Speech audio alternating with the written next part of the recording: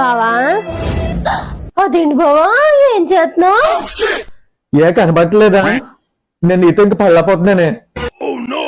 నేనేమో బల్లిగుడ్లతో ఆమ్లెట్ వేసి పెట్టావు. మొన్న చపాతి పన్నీర్ కూర అడిగితే గోయి తీసి కప్పెట్టావు. మీరు మట్టి గుల్లగా ఉంది కాబట్టి మీ తమ్ముడు రాబట్టి బయటపడ్డాను. గట్టి పిండమే. ఇంక నా వల్ల కాదే. అది కాదు నేను అడిగింది, ఆ చీర ఎందుకు కడుతున్నావని.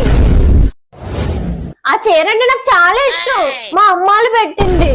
పాపం ఫీల్ అయినట్టున్నారు. నీకు అంతగా కావాలంటే అరమార్లో నీ పాత లుంగీలు ఉన్నాయి, తీసుకో.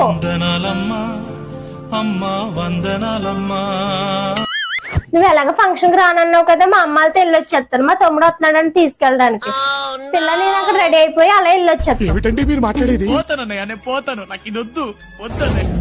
నేను లేనని చెప్పి ఫేస్బుక్ లోని ఇన్స్టాలోని చాటింగ్ మొదలెట్టామనుకో, వచ్చాక తాట తీస్తానే. జాలి దయా కరుణ ఏం లేదు.